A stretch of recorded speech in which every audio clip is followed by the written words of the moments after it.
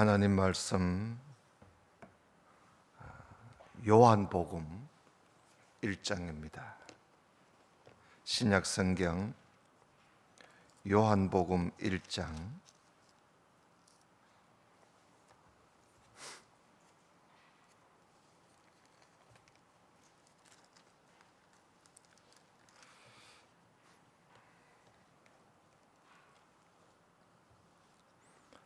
요한복음 1장 14절 한 절만 우리 같이 한번 읽읍시다.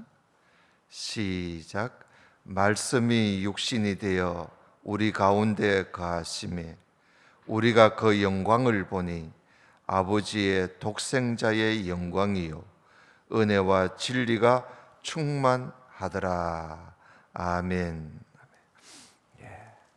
이 시간에는 우리 이윤석 집사님이 갑자기 감기 몸살을 해서 나오지를 못한다 연락을 받았습니다. 우리 다 같이 찬양을 우리 함께 하십시다. 사론의 꽃 예수.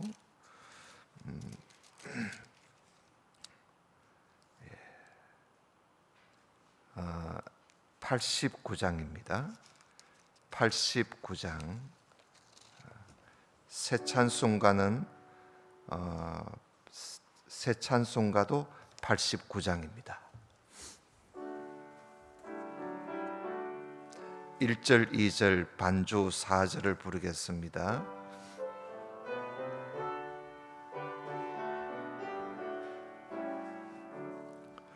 사론의 꽃 예수 나의 마음에 걸어가고 아름답게 비소서. 내 생명이 참사랑 향기로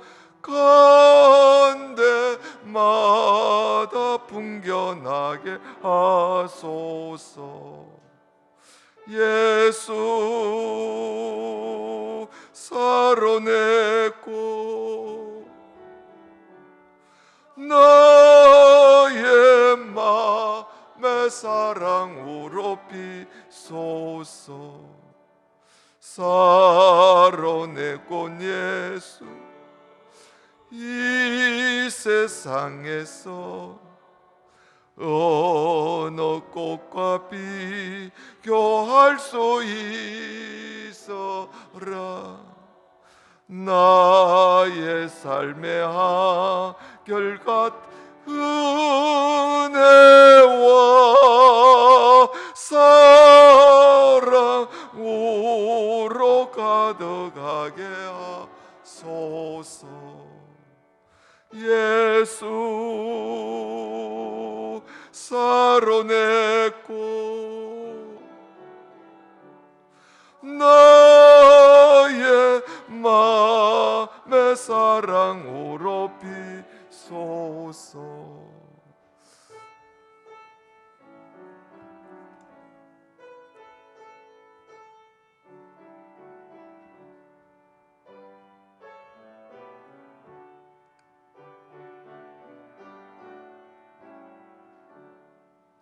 사론의 꽃 예수 길이 비소서. 주의 영광이 땅 위에 가득해 천하 만민 주님 앞 엎드려 배하며 영광 돌릴 때까지. 예수 사론의 꽃 나의 맘의 사랑으로 비소서.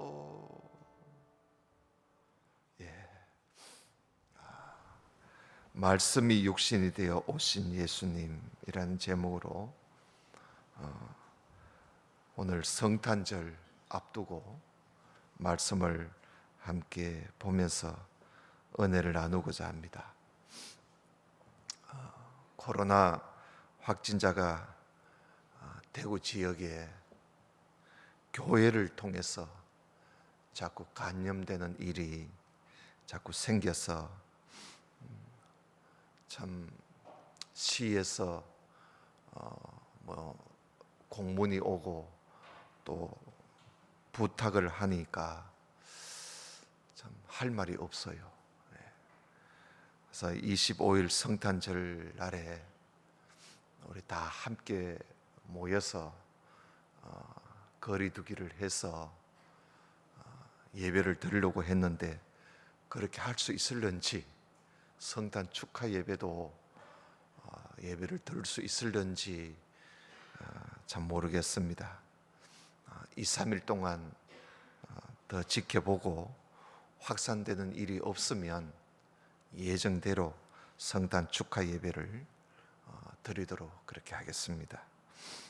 혹시나 몰라서 오늘 성탄절을 앞에 두고 말씀이 육신이 되어 오신 예수님이라는 제목으로 요한복음 1장의 말씀을 가지고 잠시 은혜를 나누고자 합니다. 이 요한복음은 사도 요한이 90년 경에 에베소 교회에서 목회를 하면서 성령의 감동을 입고 기록한 말씀이 바로 요한복음입니다. 사도 요한이 요한복음만 기록한 것이 아니고 요한복음, 또 요한 1서, 2서, 3서, 그리고 요한계시록까지 그렇게 기록을 했습니다. 당시 교회에는 헬라 사상, 철학이죠.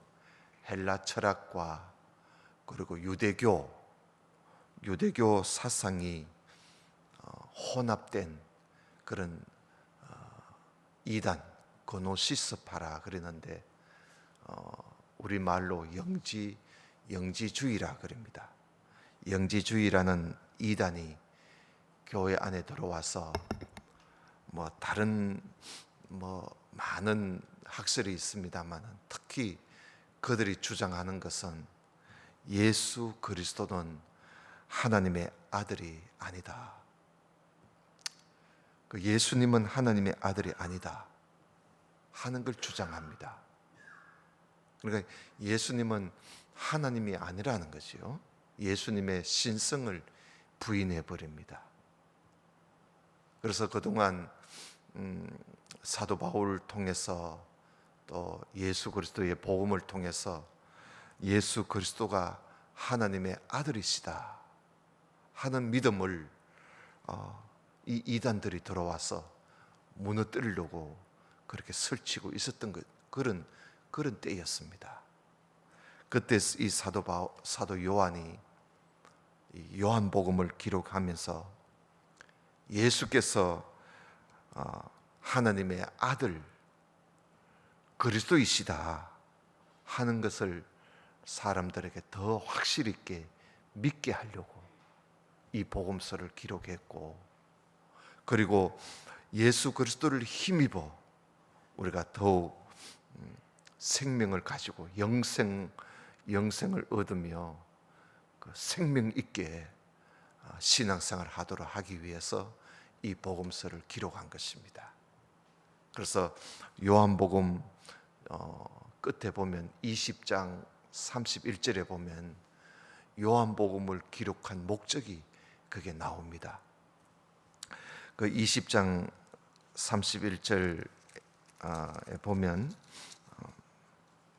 오직 이것을 기록하면 너희로 예수께서 하나님의 아들 그리스도이심을 믿게 하려 함이요 또 너희로 믿고 그 이름을 힘입어 생명을 얻게 하려 함이라 하고 요한복음을 기록한 목적을 사도 요한이 기록해 두었습니다. 그래서 우리가 이 요한복음을 통해서 우리는 예수 그리스도는 하나님의 아들이심을 우리가 더 알게 되고 또 우리의 믿음을 더 확고하게 가질 수가 있는 것이지요. 먼저 이 요한복음에는 우리가 창세기 1장 1절에서 우리가 읽어 보았듯이 이 요한도 요한복음 제일 첫 장 첫 절에 1장 1절에서 예수 그리스도는 태초에 하나님과 함께 계신 말씀이었다 하는 그런 아주 엄중한 선언으로 요한복음을 기록하고 있습니다. 1장 1절 우리가 한번 보십시다. 1장 1절에 보면 태초에 말씀이 계시니라 그러잖아요. 참 이 말씀이 이 한 구절이 얼마나 힘 있는 구절이겠어요. 태초에 말씀이 계시니라. 이 말씀이 하나님과 함께 계셨으니 이 말씀은 곧 하나님이시니라. 그가 태초에 하나님과 함께 계셨고 만물이 그로 말미암아 지은 바 되었으니 지은 것이 하나도 그가 없이는 된 것이 없다. 그래. 여기에 태초 하면은 창조 이전을 말합니다. 무궁한 세계, 영원한 세계를 말하는 거예요. 그러니까 우리는 그때를 알 수가 없지요. 우리는 저녁이 되고 아침이 되니 이는 첫째 날이니라. 그때부터 우리는 알 뿐이지요. 그 전은 우리가 모릅니다. 영원한 세계니까요. 그걸 태초라 그럽니다. 그런데 그 태초에 말씀이 계셨다. 그런데 이 말씀이 곧 하나님이시라고 설명을 해주고 있습니다. 태초에 말씀이 계셨는데 그 말씀이 하나님이시였다. 그런데 이 말씀이 하나님과 함께 계셨다고 그러잖아요. 하나님도 계시는데 또 하나님과 함께 계셨다. 이게 무슨 말이겠어요? 태초에 하나님이 계셨는데 그런데 또 말씀이 계셨고 그 말씀이 하나님이라는 거예요. 그런데 그 하나님이 그 말씀이 하나님과 함께 계셨다. 그럼 하나님이 두 분인가? 이 말씀은 바로 성자 하나님, 성자 하나님이심을 우리에게 분명히 말씀해 주고 있습니다. 여러분, 하나님은 한 분이시죠. 하나님은 한 분이신데 하나님 안에 삼위가 있습니다. 삼위가 계셔요. 성부, 성자, 성령 삼위가 그 안에 계십니다. 그래서 태초에 하나님께서 천지 만물을 창조하실 때 하나님이 천지 만물을 창조하셨는데 그 안에 삼위가 함께 하신 것이죠. 그 삼위일체라 그러잖아요. 삼위가 함께 창조하신 겁니다. 예수님께서 세례를 받으실 때도 보여주었잖아요. 예수님이 세례를 받으실 때 물에서 올라오실 때 그때도 삼위가 함께 하셨어요. 하늘에서 음성이 들리고 그리고 성자 예수님은 물에서 올라오시고 그리고 성령 하나님은 비둘기같이 그 위에 임하셨거든요. 그러니까 삼위 하나님이 함께 하신 겁니다. 여러분, 우리가 구원을 얻는 일에도 하나님께서 우리를 구원하실 때도 이 삼위 하나님이 함께 하셔서 우리를 구원해 주신 겁니다. 태초에 하나님이 우리를 예정 택하셨지요. 그건 성부 하나님 하시네. 성부 하나님께서 우리를 태초에 예정이라 그러죠. 예정하시고 그리고 성자 하나님께서 우리를 구속해 주시고, 죄에서 구속해서 우리를 죄를 사해 주시고, 그리고 성령께서 성령을 우리에게 부어 주셔서 성령으로 인쳐 주신 겁니다. 성령으로 우리를 확신을 주신 거예요. 인쳐 주심으로, 그래서 우리가 구원이 완성된 겁니다. 그래서 우리는 하나님께서 우리를 구원해 주신 것은 성부, 성자, 성령이 함께 역사해서 우리가 구원을 얻게 된 것이죠. 그래서 하나님께서는 삼위가 함께 역사하십니다. 예수님은 태초에 만물을 지으시기 전에 이미 예수님이 말씀으로 계셨다는 거예요. 말씀으로. 그 예수님은 창조 전에 이미 계셨다는 거예요. 하나님과 함께 계셨고, 그리고 만물을 창조하실 때 그때도 함께 하셨다는 거예요. 성자 하나님으로. 성부, 성자, 성령이 함께 하신 겁니다. 그래서 모든 만물은 예수 그리스도로 말미암아 지음바 되었다. 그렇게 말씀을 하고 있는 것이죠. 당연한 것이죠. 그래서 예수님은 창조 전에 이미 계셨고, 그리고 모든 만물을 창조하실 때 함께 창조하신 창조주이십니다. 예수님도 창조주 하나님이시라는 것이죠. 그런데 그 예수님 안에 무엇이 있느냐? 생명이 있다는 겁니다. 생명. 우리가 가지고 있는 이런 생명을 말하는 게 아니고요, 이런 목숨을 말하는 것이 아니라 조에라 그랬는데, 생명이, 영원한 생명이 있습니다. 우리를 살리시고 영원한 생명을 주실 그 생명이 그 안에 있다. 그래서 여러분 4절을 보십시다. 그 안에 생명이 있었으니 이 생명은 사람들의 빛이라. 빛이 어두움에 빛이 돼 어둠이 깨닫지 못하더라. 그래요. 그래서 이 생명은 죄로 인해서 죽은 우리를 살리는 그런 생명을 말합니다. 우리를 살리는, 죄와 사망에서 죽은 우리를 살리시는 그 생명, 그 영원한 생명이 그 안에 있다. 예수님 안에. 그러니까 예수 그리스도 외에는 우리가 생명을 얻을 수가 없습니다. 예수님께만 그 생명이 있는 거예요. 그리고 이 생명은 죄로 어두워진 이 세상, 어두움은 세상을 말해요. 죄로 어두워진 이 세상 사람들에게는 빛이에요. 그들에게 비치는 빛이니라. 그러니까 죄로 말미암아 어둠에 거하는 이들에게 생명이신 예수님이 빛이 아닐 수가 없지요. 오직 그분에게만 생명이 있으니까. 그래서 사람들에게 빛이니라.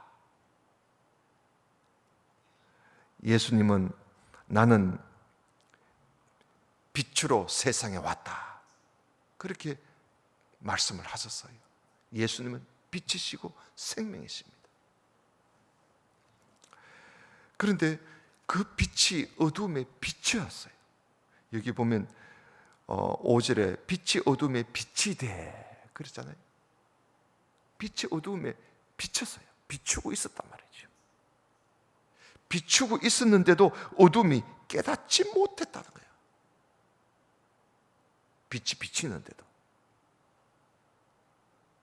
죄 때문에 그 빛을 보지를 못하고 있다.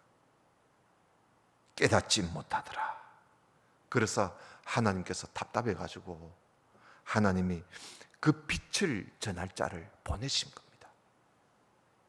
빛이 비치는데도 사람들이 깨닫지 못하니까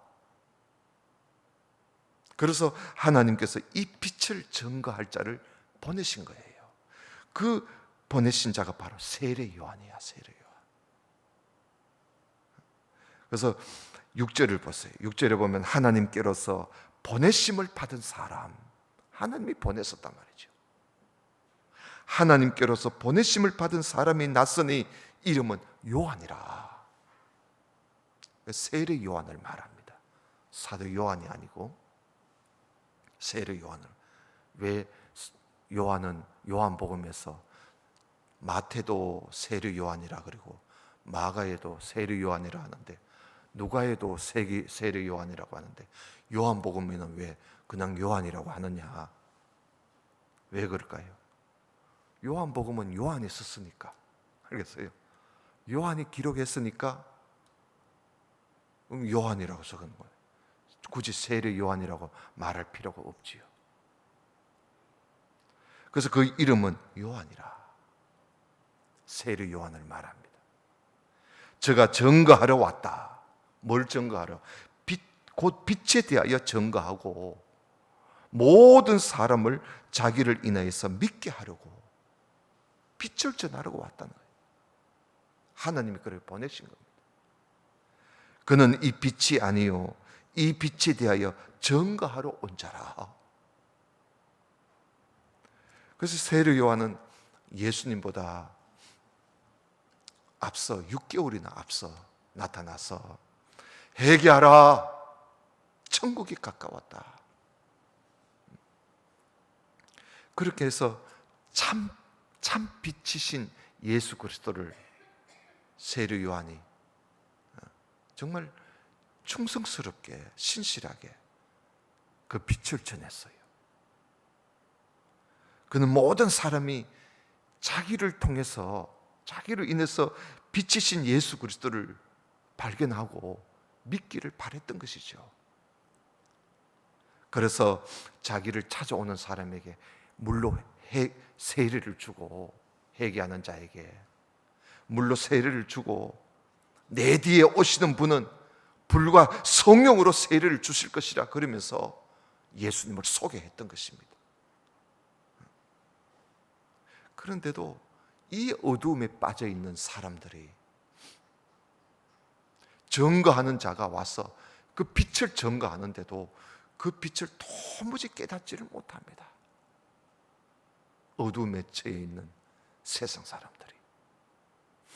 그래서 9절을 보십시오. 9절에 보면 참 빛, 곧 세상에 와서 각 사람에게 비치는 빛이 있었나니 그가 세상에 계셨으며 세상은 그로 말미암아 지은 바 되었으되 세상이 그를 알지 못하였고 자기 땅에 오매 자기 백성이 영접지 아니했다. 그러니까 성자 하나님께서 친히 사람이 되어가지고 육신이 되어 이 세상에 오셔서 이 세상에서 우리와 함께 하셨어요. 사람들과 함께 사시면서 생명을 주는 빛을 각 사람들에게 비추어 줘도 사람들이 그분을 알지를 못합니다. 세례 요한이 빛을 전해도 깨닫지 못하고 예수님이 사람이 되어 함께 살면서 그 빛을 비추어 줘도 알지를 못하는 거예요. 깨닫지 못하고 알지를 못하였다. 그러잖아요. 5절에 깨닫지를 못했고 10절에 알지를 못했다. 어두운 세상이 그분으로 말미암아 창조된 이 세상에 이 모든 세상이 예수 그리스도로 말미암아 지은 바 되었는데 예수님이 만든 이 세상에 살면서도 이 세상을 만드신 창조주 예수 그리스도를 알지 못했다는 겁니다. 그 주인을 몰라보는 거예요. 주인을 몰라보는 거예요. 그 집에 살면서도 그 집의 주인을 모르는 거예요. 그게 세상 사람들이에요. 심지어 자기 땅은 이스라엘이죠. 자기 백성, 아브라함 자손들입니다. 심지어 자기 땅, 자기 백성들조차도 예수님을 맞이하지 않습니다. 영접지 아니했다, 배척했단 말이죠. 오히려 십자가에 못 박아 죽여버렸습니다.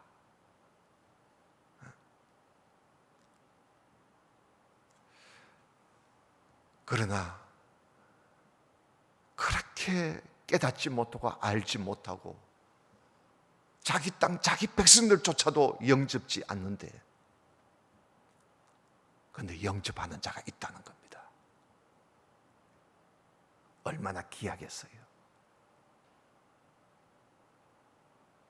우리 자신도 그 사실을 생각하면 얼마나 귀합니까? 하나님께서 영접하는 자가 있다, 하나님께서 얼마나 기뻐하시겠어요. 도무지 깨닫지 못하고 알지 못하고 자기 땅, 자기 백성들조차도 영접지 않는데, 그런데 영접하는 자가 있다. 여러분, 하나님께서 얼마나 기뻐하시겠습니까? 영접하는 자가 있다. 베드로는 예수 그리스도를 보고 뭐라 그랬어요? 주는 그리스도시요 살아계신 하나님의 아들이십니다. 그렇게 고백을 했습니다. 얼마나 귀합니까? 아무도 영접지 않는데, 깨닫지 못하고 알지 못하는데 베드로가 너는 나를 누구라고 하느냐? 네, 주는 그리스도시요 살아계신 하나님의 아들이십니다. 그럴 때 우리 주님께서 얼마나 기뻐하셨겠어요. 그런데 베드로가 이 사실을 깨달아 알게 되고 믿게 된 것은 베드로의 자기 자신의 그 지각에 의해서 믿게 된 게 아니라는 것입니다. 순전히 하나님의 은혜로 믿게 되었다고 예수님께서 그렇게 말씀을 하셨습니다. 네가 이를 네게 알게 한 이는 혈육이 아니야. 그리고 혈통도 아니고, 이를 네게 알게 한 이는 하늘에 계신 내 아버지시니라. 그렇게 말씀하셨거든요. 하나님의 은혜를 입은 사람만이 예수 그리스도를 영접하고 깨닫고 알게 된다는 겁니다.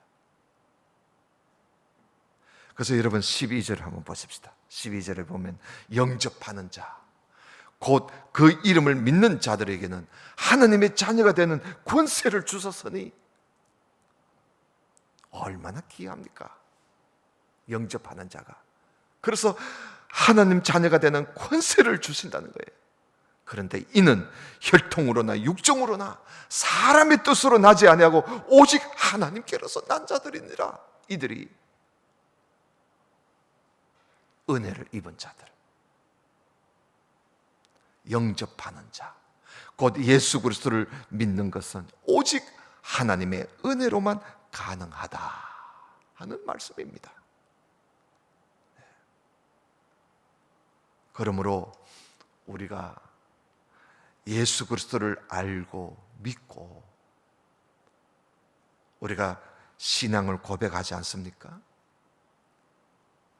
이렇게 예수 그리스도를 믿고 신앙을 고백하는 사람이 되었다는 것은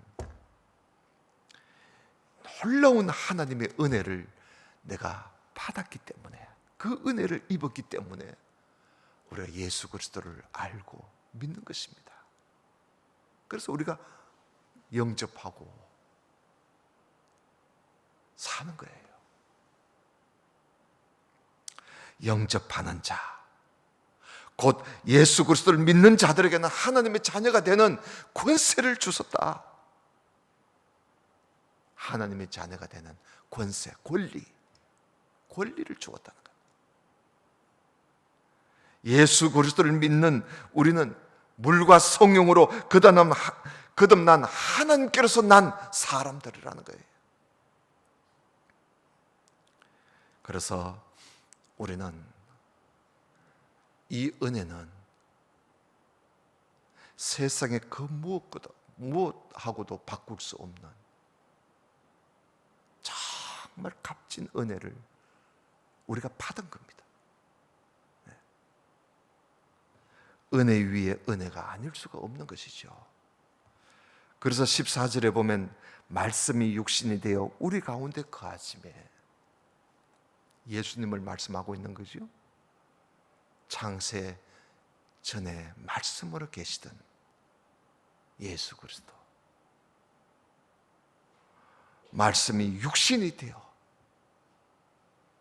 우리 가운데 거하시며 우리가 그 영광을 보니 하나님의 독생자의 영광, 하나님의 독생자, 하나님의 아들이란 거예요. 하나님의 아들의 영광이요, 은혜와 진리가 충만하더라. 요한이 그에 대하여 청가하여 외쳐가로되 내가 전에 말하기를 내 뒤에 오시는 이가 나보다 앞선 것은 나보다 먼저 계심이니라 한 것이 바로 이 사람을 가리킴이라.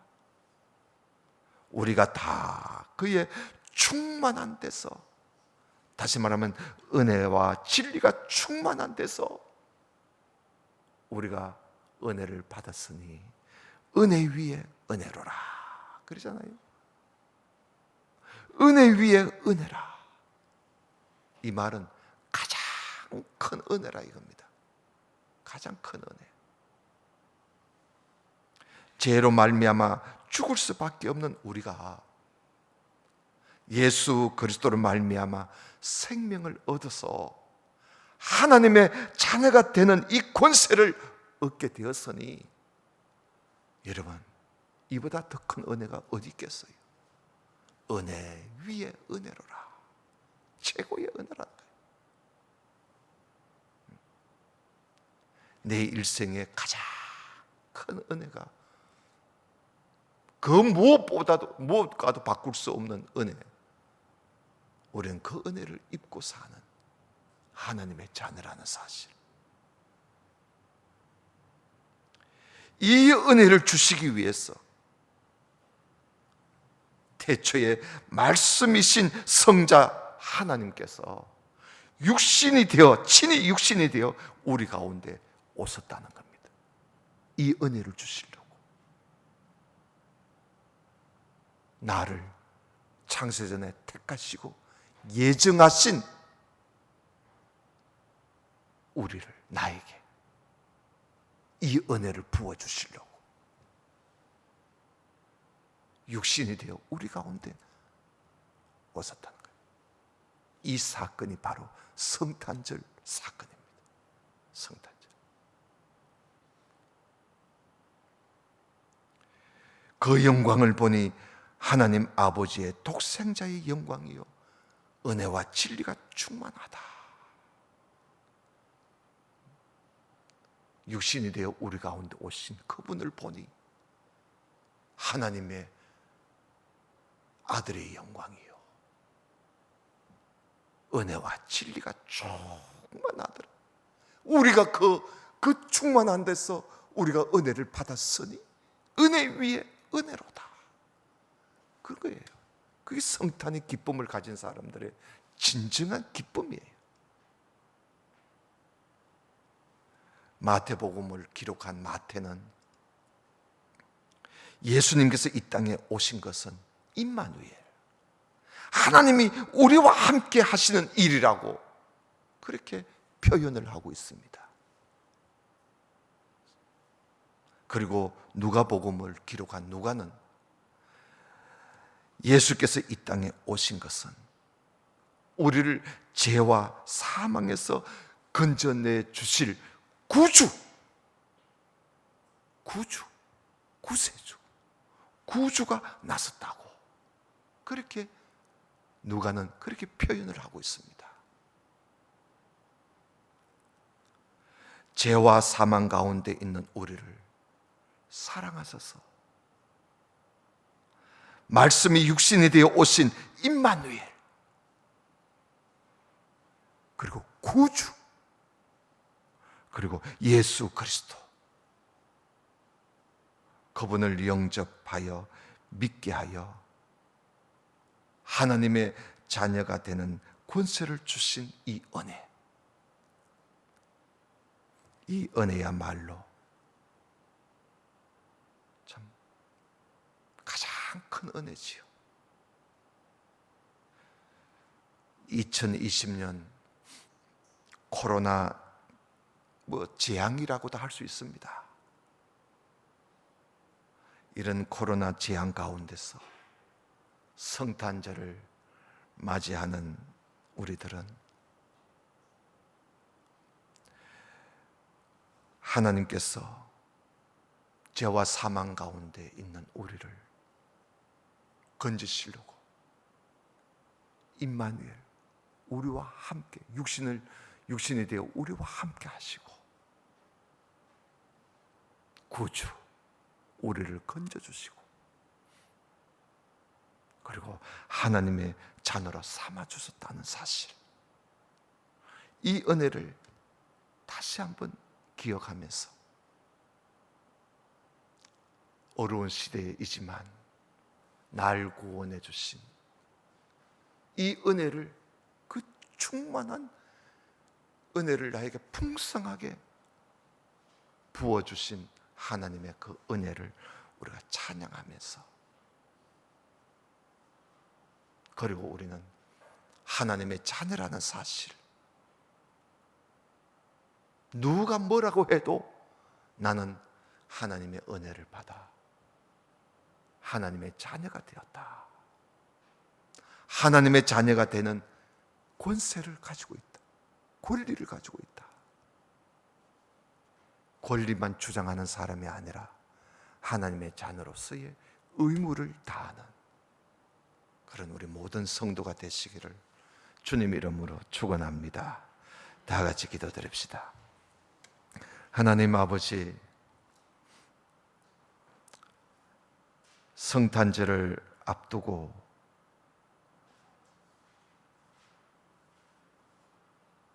우리가 받은 은혜가 무엇인지 다시 한번 기념하며 새겨보았습니다. 말로 다 할 수 없는 이런 은혜를 입은 우리들,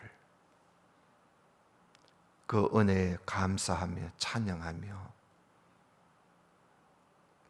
그 은혜에 감격하여 하나님의 자녀된 도리를 다할 수 있도록 저희들에게 믿음 다하여 주옵소서. 예수님 이름으로 기도드리옵나이다. 아멘.